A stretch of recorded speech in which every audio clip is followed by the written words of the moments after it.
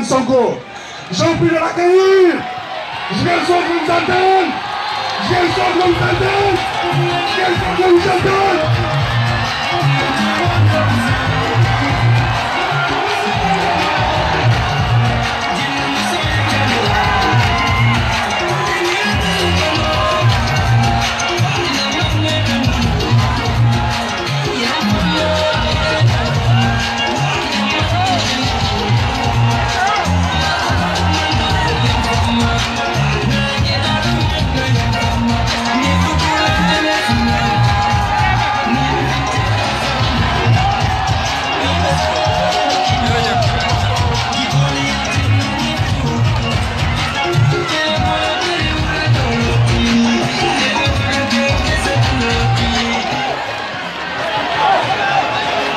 Merci beaucoup.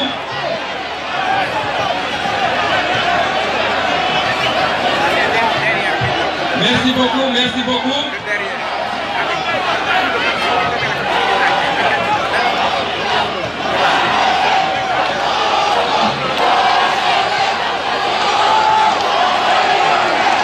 Merci.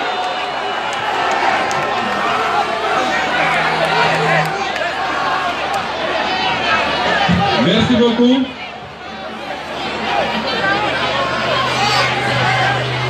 Yomule Saful, Yomule Salul, Bukaram Kati Casamance.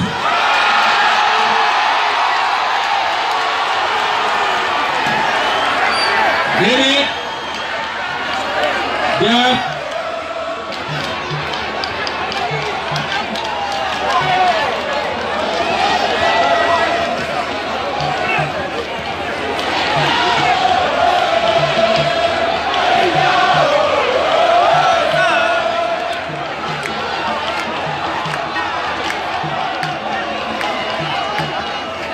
merci beaucoup.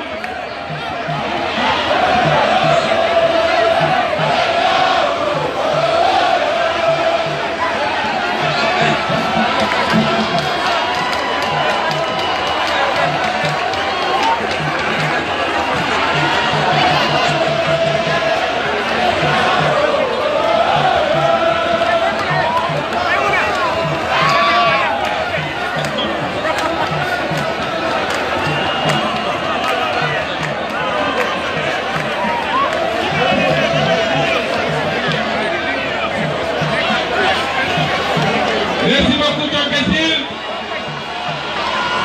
Allez, content. Merci beaucoup. Diaji Senomisen Matinjeolul. Dianyolul. Diatiul. Campagne di Sinyam Yomule Saful. Yomule Saful di Pujuma Kolul Fatigat. Diari kontaan Mamadou. Mbokki Casamance, mbokki Ziguinchor ñu ngi leen di nuyu. Waa Tambacounda, yéen ñi def des centaines de kilomètres pour ñëw ba fii yéen laay jiital ci nuyoo bi. Teg ci waa région de Kolda nga xam ne bàyyi nañu yitte yëpp ak waa région de Sédhiou yéen laay njëkk a delloo njukkal. J'avais vraiment pris la décision d'aller vers la Casamance en profondeur, mais la Casamance est venue vers moi ici à Ziguinchor.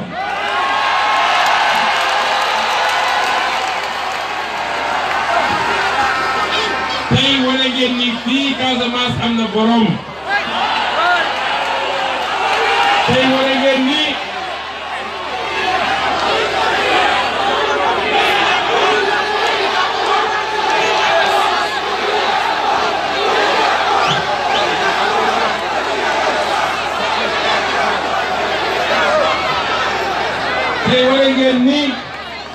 naxaate bi ak ni ñu jàppee woon ni nitu Casamance waaye lu jóge lu raw nitu Casamance nitu ñi nekk ci région yëpp yeewuñu wane ngeen ni tey kenn mënatul nax kenn.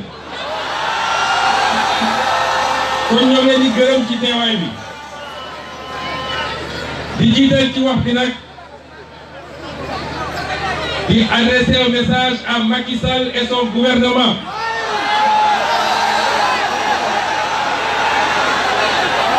Il a adressé un message ici.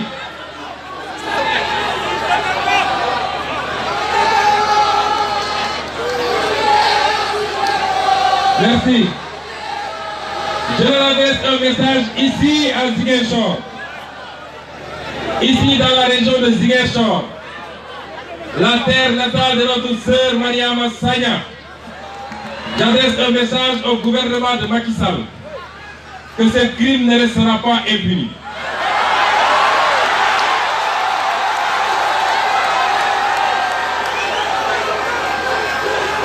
Nous, à Pastef, on ne lâche jamais. Personne ne peut nous intimider. Personne ne peut nous corrompre.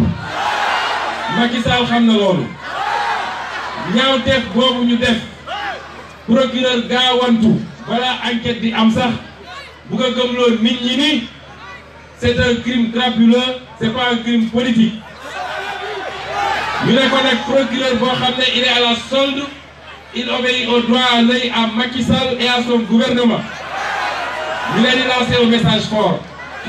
Tôt ou tard, la lumière sera faite sur l'assassinat lâche de Mariama Sagna.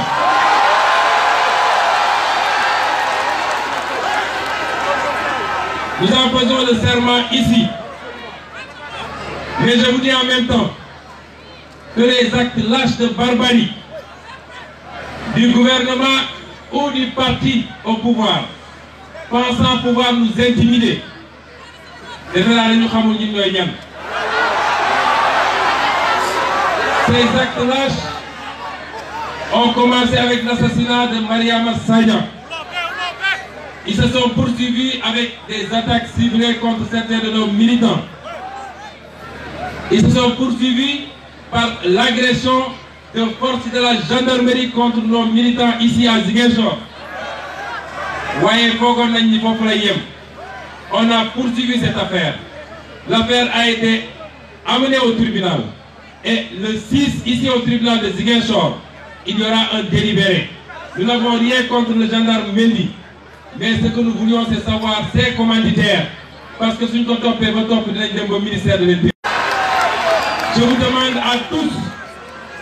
demande à tous le 6 février d'aller au tribunal, donner un cachet particulier à ce délibéré, parce que c'est une faute grave qui a été commise. Et le pire, c'est qu'on utilise aujourd'hui nos forces républicaines de gendarmerie dans des histoires politiciennes. Il y a un tribunal.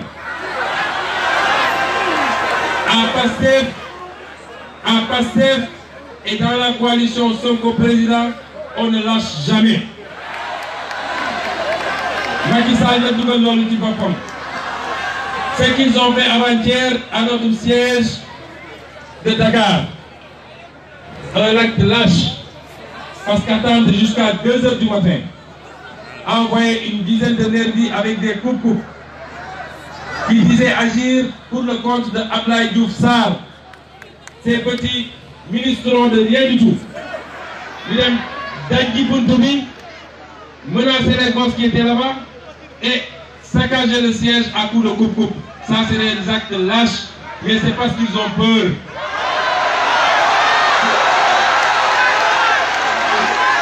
Je sais maintenant qu'ils ont peur. Nous qui avons grandi à Ziguinchor, quand on allait vers certaines épreuves, et c'est ça que je veux qu'on chante pour Macky. On disait quoi? On disait Yode,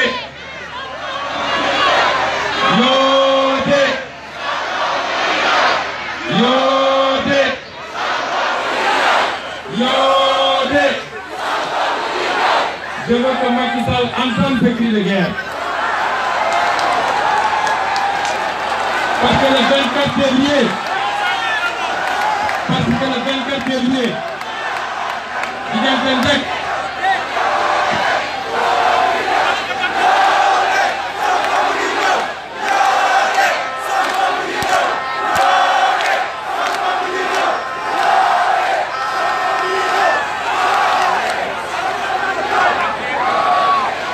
Parce que le 24 février, le 24 février, Hannibal ou Macky Sall, qualité mauvaise fatia.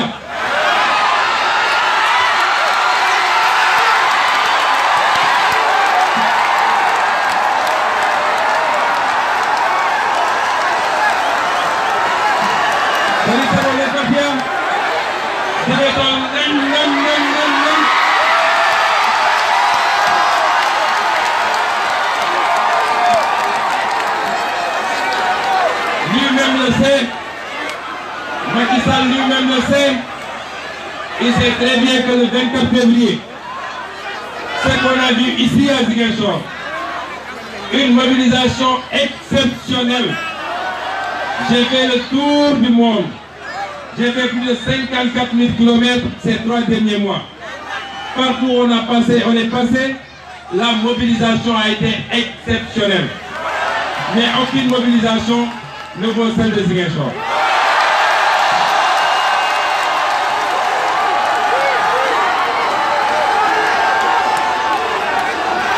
Ici en Casamance, à part Koubaï Kounak, Dibidembe Kounak, tout le reste est avec Ousmane Sonko. Et sauf Koubaï, elle c'est les seuls qu'on tolère dans le parti.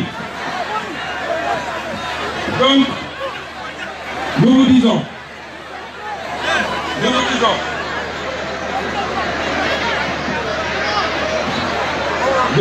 que nous n'avons qu'ici la Casamance. Tout ce que j'ai eu, je l'ai eu ici. C'est ici que j'ai eu mes diplômes jusqu'au baccalauréat. La maison de mon grand-père est ici, à côté, à Soukoupafaï. Pour Aladi Sonko. Je vais vous raconter une histoire aujourd'hui.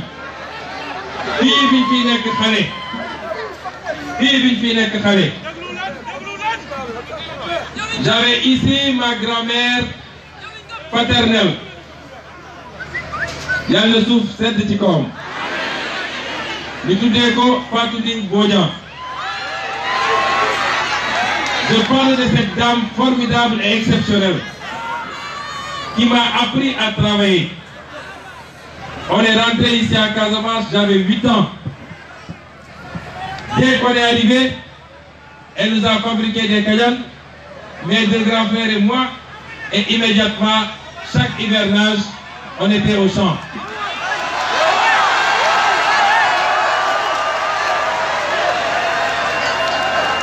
On était à Kandialam pour faire de la riziculture. Il paraît que désormais c'est des maisons. On était à EATA pour faire de l'arachide. On était à Djabir pour faire du maraîchage. Et cette brave vieille dame, jusqu'à plus de 75 ans, je la vois encore marcher, porter son seau sur la tête. Je la vois lorsqu'on rentrait le soir, tard le soir, elle était toujours devant. Elle nous suppliait, alors qu'elle avait plus de 75 ans.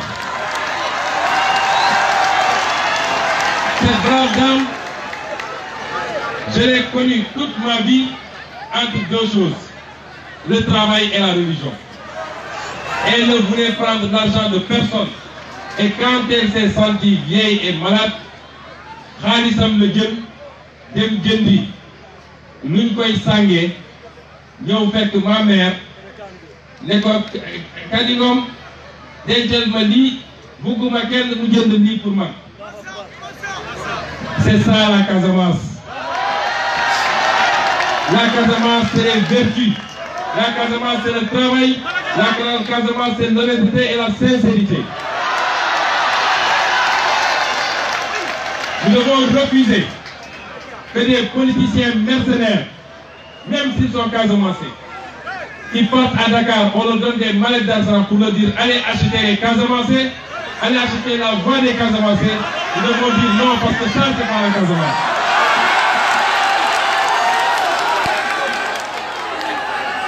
Nous xamuñu loolu ñun dignité la ñu xam. Donc je suis de la Casamance, mais je suis de partout du Sénégal par la grâce de Dieu et vous le savez. Je suis un trait d'union entre tous les Sénégalais. Et ça, c'est un don de Dieu, j'en remercie Dieu.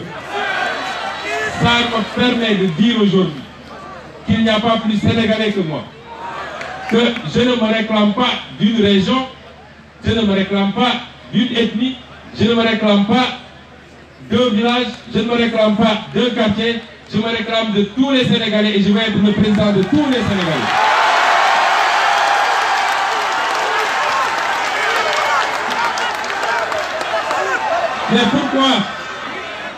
Mais pourquoi vous devrez choisir Ousmane Sonko au soir du 24? Pourquoi vous devriez choisir Ousmane Sonko?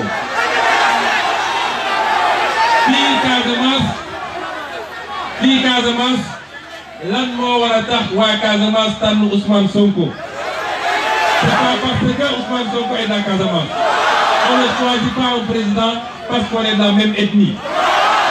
Ça c'est fini au Sénégal et gis nañu les résultats. On ne choisit pas un président parce qu'on est de la même région. On ne choisit pas un président parce que c'est lui qui me plaît ou c'est lui qui m'a donné de l'argent et des t-shirts. On choisit un président parce qu'il est le plus compétent, parce qu'il est le plus intègre, parce qu'il est le plus patriote. Est-ce que vous pensez aujourd'hui au Sénégal? Est-ce qu'il y a quelqu'un au Sénégal? Am na candidat bu gën a remplir critères yooyu ko Ousmane Sonko.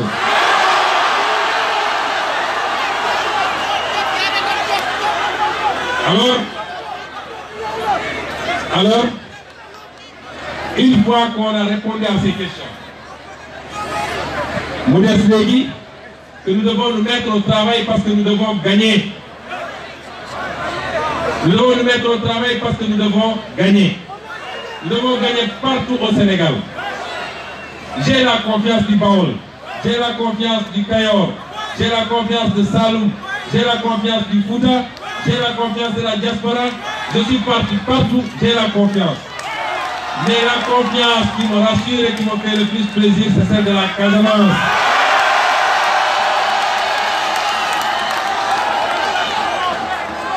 Macky Sall, ces dernières années, après avoir snobé la Casamance pendant 5 bonnes années, 5 ans et demi, la Casamance n'était représentée dans rien. Mais dès que Ousmane Sonko a commencé à faire une percée fulgurante, et c'est pourquoi je dis, même les membres de l'APR qui sont de la Casamance, ils doivent me remercier. Ils doivent remercier Ousmane Sonko. Parce que s'il n'y avait pas Ousmane Sonko, aucun d'eux n'aurait le poste qu'il a aujourd'hui. On nous dit, on vient mentir, excusez-moi du terme, dañuy ñëw fii ne Macky def na Casamance lu mu deful fenn, c'est faux. nee nañu Macky Sall def na Casamance su fi kenn deful. dama ne Macky Sall lan la fi def tey mënoon naa toog fii parce que yéen xam ngeen ni nit ñi yaree ak nit ñu formé, je ne parle jamais à la légère. moo tax tool yi bëri na trop waaye du mujj fenn. J'aurais pu être là à vous sortir les chiffres secteur par secteur pour vous montrer que rien n'a été fait en Casamance. C'est pas avec quelques bus tata qu'on va tromper les Casamanciens. C'est pas propre à la Casamance, je vous dis que barki dem j'étais dans le Matam, te Casamance moo tane Matam. À part village am moo tax ma ne waa Matam bu leen waxati nettuku Bandom da ngeen wax nettuku village am xanaa. En termes d'électrification, la Casamance ci dernier yi la. En termes de connectivité, la Casamance ci dernier yi la. En termes d'infrastructure, la Casamance ci dernier yi la. En termes d'industrie pour créer des emplois, la Casamance ci dernier yi la. Alors on nous dit qu'on a beaucoup fait pour la Casamance. Qu'on me dise qu'est-ce qu'on a fait pour la Casamance. La région naturelle de Casamance, de Djogé à Gouloumbou, vous y retrouvez ñaari région yi nga xam ne muy Sédhiou ak Kolda ñoo nekk en bas du tableau ci indice de pauvreté au Sénégal. 71,6% dans la région de Kolda. Et on dit que Macky Sall a beaucoup fait pour la Casamance. Mané, ku buntu na ku bambande. Ñëw fii di nax Casamance yi. Loolu jeex na tàkk. Non la jeexee feneen parce que la région de Kédougou est plus mal lotie encore. La région de Tamba est délaissée. La région de Matam noonu. La région de Louga noonu. La vision de Macky Sall, les gens disent s'arrête à Diamniadio, mais elle n'arrive même pas à Diamniadio. C'est une vision de partage entre l'homme, son épouse, ses enfants et quelques caciques de son régime. Normalement, la vision de Macky Sall. Et il est temps qu'on mette fin à ça. Et c'est pourquoi, comprenez bien,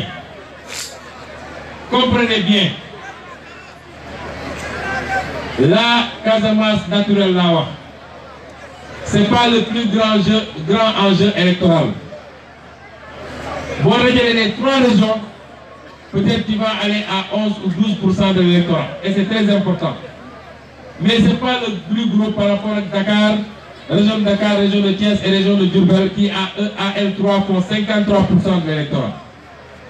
Mais la guerre de l'élection présidentielle de 2019 se fera ici en Casamance. Vous savez pourquoi? Parce que Macky, son rêve le plus fou, moi, comment faire pour ridiculiser Ousmane Sonko en Casamance. C'est ça son rêve.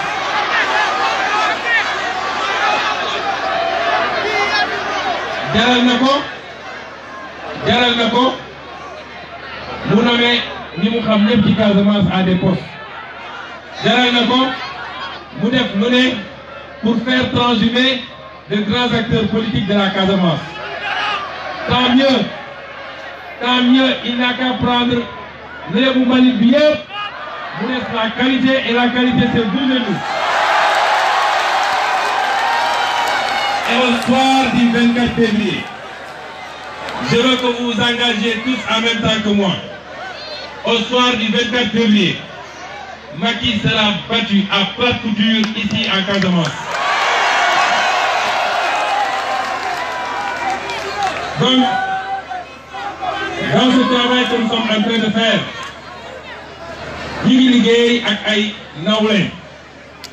nous sommes dans le cadre d'une coalition et vous avez vu certains représentants de cette coalition ici présents. Mais on va continuer à travailler et à l'élargir. C'est pourquoi je ne peux pas faire plusieurs jours et c'est pourquoi la tournée que je voulais faire dans toute la région, on n'a pas pu la faire parce qu'on est en discussion avec beaucoup d'acteurs, mais surtout parce que dimanche prochain à cette heure-ci, on aura fait le premier jour de campagne. Et pour aller en campagne, il faut travailler à bien organiser la campagne et à mobiliser des moyens conséquents. L'homme Dakar, mais ce n'est pas parce qu'on veut rester à Dakar. Nous voulons que chacun d'entre vous le comprenne. Et dans ce travail d'élargissement de la coalition, je veux ici rendre hommage à un fils du terroir, à un grand homme qui est venu nous soutenir. Quand il est venu nous soutenir, je ne le connaissais pas bien avant cela. D'ailleurs, une ou deux fois dans des rencontres de Casamance, on s'est salué. Et après la proclamation de la liste, il m'a appelé un jour à 22 h. Il me dit, viens chez moi. Je passe chez lui. Il me dit, le combat que je voulais mener, je l'ai vu entièrement en toi. Et je vais te soutenir jusqu'à ce que tu saches que je te soutiens. Vous savez ce qu'il a fait? Le même jour, il a pris un camion de campagne qu'il m'a offert. Le même jour, il a pris 10 motos de campagne qu'il m'a offert. Et le même jour, il a pris son siège sur la VDN qui fait 3 étages. Il nous a offert gracieusement. Je me nomme Pierre Villard Atepa.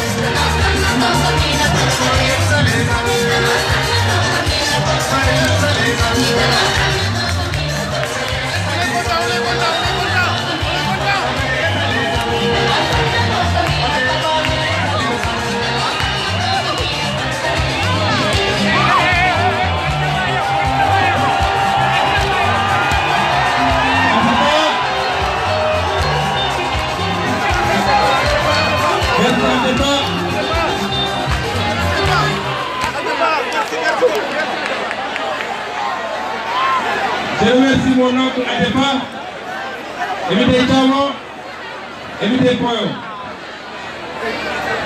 Donc, nous sommes à l'heure de la mobilisation. Élection présidentielle, Tchahan Ganyauko. Élection présidentielle, Tchahan Ganyauko. Macky Sall, Yakarou qui nous l'aime parce qu'il sait qu'il ne pèse même pas 25% de l'électorat aujourd'hui au Sénégal. Et ces gens-là, sans scrupule et de manière éhontée, ne comptent que sur la fraude et le vol pour que Macky Sall ait son premier mandat. Mais il ne l'aura pas. Il n'aura pas ce second mandat. Parce qu'un second mandat de Macky Sall, ce serait une calamité pour le Sénégal. Cet homme est incompétent. Cet homme n'a aucune rigueur. Cet homme n'a pas de vision. Et cet homme couvre toutes sortes d'actes de malversation et de corruption. Donc vous méritez un second mandat. Maintenant, il faut que tous ensemble, nous soyons prêts à nous battre. Avec le chef de Mirminek, yéen ñëpp dem leen jëli seen carte ku ko jëlagul woon. Affaire bi du fu Sonko génn nga ne Sonko fekk yoroo carte. Kenn ku ne la leen jëli cartam. Après cela, vous ngeen jotee carte yi, il faut aller voter. Mais mieux encore, il faut faire voter. Il faut ngeen wax ak seen entourage pour que les gens sortent pour aller voter. Parce que si le taux de participation est massif, Macky peut ne même pas aller au deuxième tour. Si le taux d'abstention est important, ça arrange Macky parce que l'électorat bi nga xam ne ni mu dajale di leen jox xaalis di leen tegal ay carte ñu dem ñoom ils sortiront voter. Donc les listes électorales ont été publiées. Kenn ku ne na def l'effort de voir ces listes électorales pour savoir là où il doit voter. Parce qu'ils vont le faire délibérément, jaxase les bureaux de vote, comme c'était le cas aux législatives, et certains vont se lever pour aller là où ils votent, on leur dit vous n'êtes pas inscrit ici. Allez vérifier là où vous devez voter. Ensuite, vous êtes parlé l'homme. Je vous le demande, particulièrement les jeunes, parce que c'est votre avenir qui est en jeu. Ce n'est pas l'avenir de Moustapha Niasse ou de Tanor Dieng ou de tous ces censures qui ont sucé le sang du peuple depuis 40 ans. C'est votre avenir à vous qui est en jeu. Donc allez voter massivement. Les jeunes, j'insiste, parce que souvent c'est les jeunes qui ne votent pas. Le jour du vote, vos gamins qui bureau de vote, qui trouvent là-bas les vieux et les femmes. Les jeunes sont dans le quartier d'Inan Ataï, le soir ils jouent au football, puis les défenses ils te disent grand numéro. Allez voter massivement, mais mieux encore, vous les jeunes, je vous le demande. Quand vous aurez fini de voter, restez autour des centres de vote et veillez à ce qui va se passer. Vous voyez où vous avez fait courage d'une, battez-vous contre lui et refusez. Vous voyez où vous avez fait du centre de vote. Moi j'étais là, j'ai voté ici au bureau de Nema lors des législatives. J'ai vu à 15h30 les gens de l'APR débarquer avec des billets de 5 000 et de 10 000 qui interceptaient les gens devant les bureaux de vote. Refusez cela parce que la dignité n'a pas de prix. On ne peut pas acheter la dignité des gens à 5 000 francs. Ce que je dis là, c'est important. Vous les jeunes, pour une fois, nous avons une chance historique de reprendre notre destin en main. Nous avons une chance historique de mettre fin au système. Moi, quel moment nous, ce qu'on devait faire, on l'a fait. On a accepté de se battre. On aurait pu rester là où on était, on gagnait des millions, on ne sentait pas les problèmes. On a accepté de se battre, de prendre des risques. On a accepté de perdre notre boulot. On a accepté d'être insulté, d'être attaqué. Parce que le Sénégal, moi, parce qu'on veut un avenir pour cette jeunesse, on veut un avenir pour nos enfants et nos petits-enfants. C'est à vous maintenant de remplir votre part de contrat. Et ça doit se faire le 24 février par une démonstration de force des jeunes qui vont démontrer à Macky qu'ils en ont marre du système de pré-bande et de prédation. Nous comptons sur vous. Ziguinchor nag, Casamance nag, nous avons un programme spécial pour la Casamance. Je ne vais pas dévoiler le programme aujourd'hui. Vous savez pourquoi? Parce que dans quelques jours, je reviens ici pour la campagne électorale. Dans quelques jours, on revient ici pour la campagne électorale. Et quelques jours après, je reviens ici pour voter. Par la grâce de Dieu, je suis le seul candidat qui votera ici.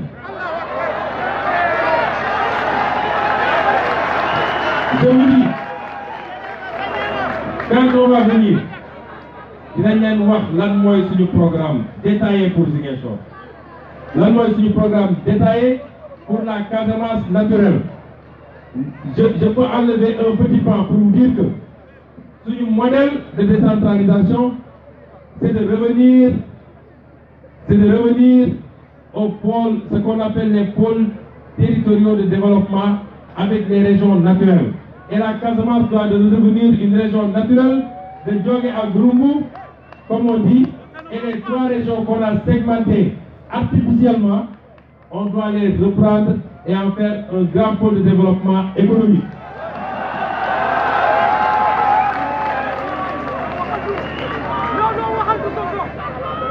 Infrastructure,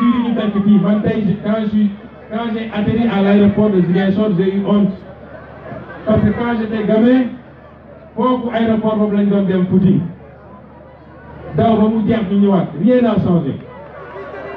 Et cet aéroport n'a plus sa place là où il est. Cet aéroport doit être délocalisé. Moi, je suis emplacement, mais ça n'a plus sa place là où il est. Donc nous avons des défis en commun, nous allons les relever en commun, nous allons gagner en commun et nous allons changer ce pays radicalement et fondamentalement en commun. Nous allons restaurer au Sénégal sa dignité. Nous n'avons pas complexe, ni devant le Toubab, ni devant le Nar, ni devant le Chinois, nous n'avons le complexe de personne. Nous ne sommes pas ces chefs d'État qui vont ramper devant tout le monde et qui vendent le pays aux intérêts étrangers. Nous avons la fierté qui est la nôtre et c'est ensemble, avec cette fierté et cette dignité, que nous allons changer ce pays. Je ne vais pas terminer sans féliciter la Pastef, Ziguinchor particulièrement. Il y a quelques mois en arrière, on n'osait pas convoquer un meeting ici à Ziguinchor. Quand je vois le travail qui a été abattu en quelques mois,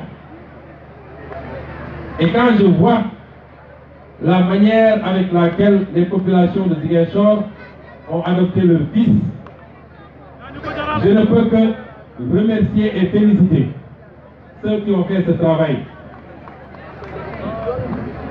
Monsieur Ibrahim Badi, ici présent, Monsieur Raphaël Bassel et toutes les équipes qui travaillent avec eux, sous la supervision de M. Djibril Sonko, nous vous disons bravo, nous vous félicitons et nous vous donnons rendez-vous à toute la Casamance naturelle, plus nos invités de Tambacounda. Nous vous donnons rendez-vous dans quelques jours pour battre ensemble campagne et goûter Macky Sall hors du pouvoir. Je vous remercie.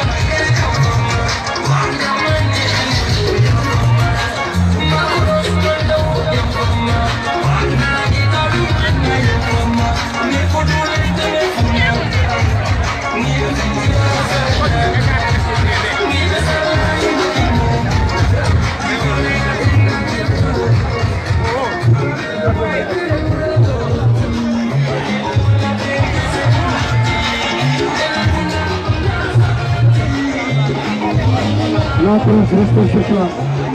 La presse reste sur place. Pour un point de presse, s'il vous plaît. La presse reste sur place. Alors, portable, vous voulez, là? Portable. Alors, portable, who is portable? I'm not portable now. You don't be squeezing the coffee.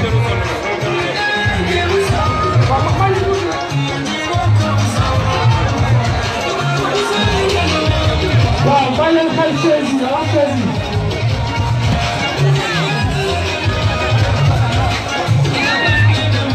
Hey, passage.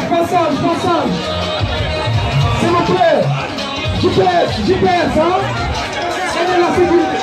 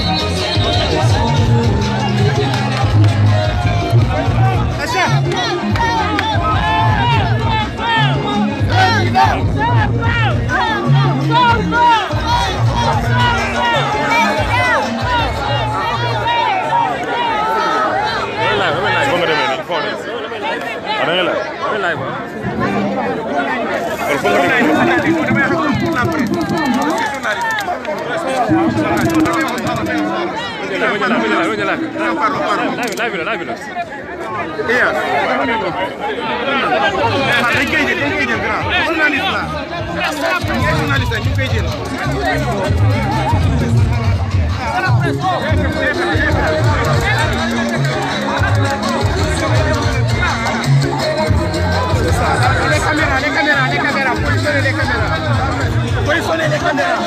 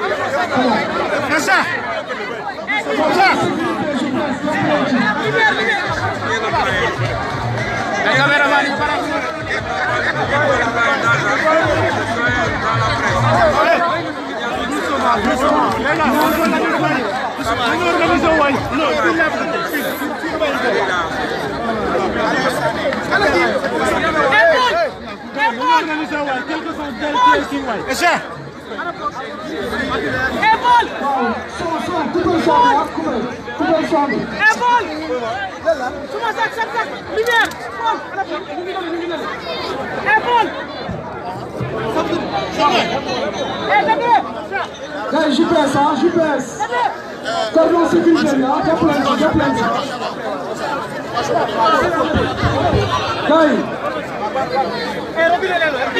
le cordon de sécurité, hein, GPS.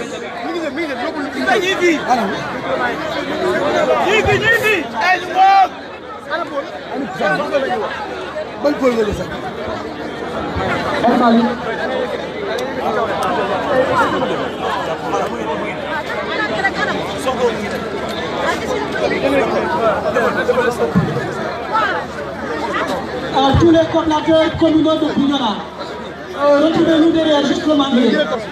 Les coordinateurs de toutes les communes de Bignona, derrière le manier, s'il vous plaît.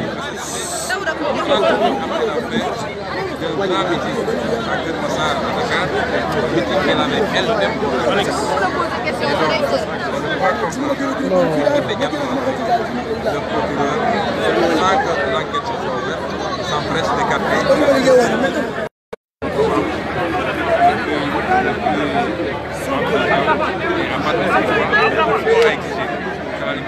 Elle se fera maintenant, ou elle se fera immédiatement après la chute de Macky Sall lors de cette élection présidentielle. Comme dans beaucoup d'autres dossiers, vous savez, si vous les voyez hystériques comme ils sont, crier, insulter, attaquer, parce qu'ils ont peur, ils savent pourquoi ils ont peur, parce qu'ils ont fait tellement de méfaits et de contrefaçons dans la gestion publique. qu'ils pensent que dès qu'ils prennent le pouvoir, ils iront se sortir en prison. Ce qui est constant, c'est que pour cette affaire, comme pour d'autres, en tout cas ce qui nous concerne nous parcelle, j'ai dit tantôt que l'affaire de l'agression sur nos militants et sur mon domicile familial ici, où on a envoyé des gendarmes, pauvres gendarmes, qui ont dévié de leur mission pour les envoyer faire des missions politiciennes. Et après, le gendarme a été complètement lâché parce que lorsque Pastef a poursuivi l'affaire, notre avocat M. Diagnari est lâché. Et quand c'est allé au tribunal, ils ont tout fait pour que le tribunal se déclare incompétent, ce que le tribunal n'a pas accepté. Et c'est passé en jugement. Le gendarme a essayé de protéger ses supérieurs en refusant de répondre aux questions. Et le 6 février, il y aura le délibéré. Mais nous avons considéré que le tribunal va dire le droit et condamner. Nous n'avons rien contre le gendarme, c'est peut-être même un jeune frère. C'est pourquoi nous avons requis le franc symbolique.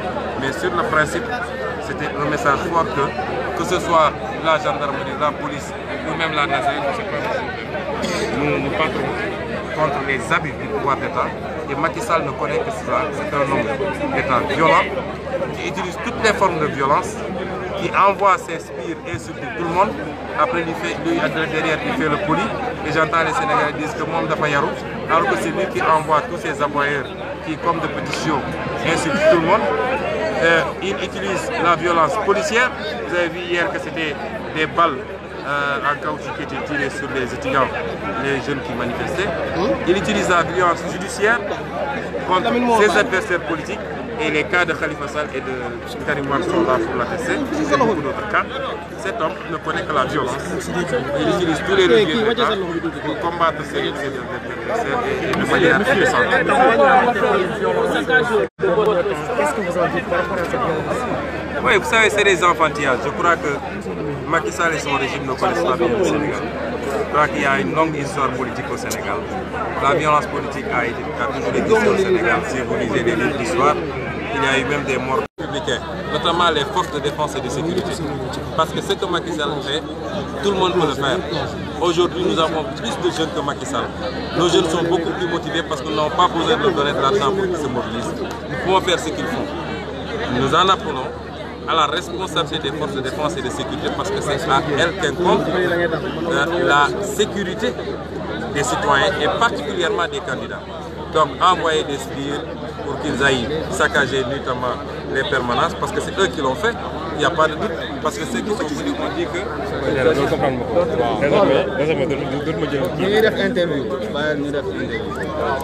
Merci.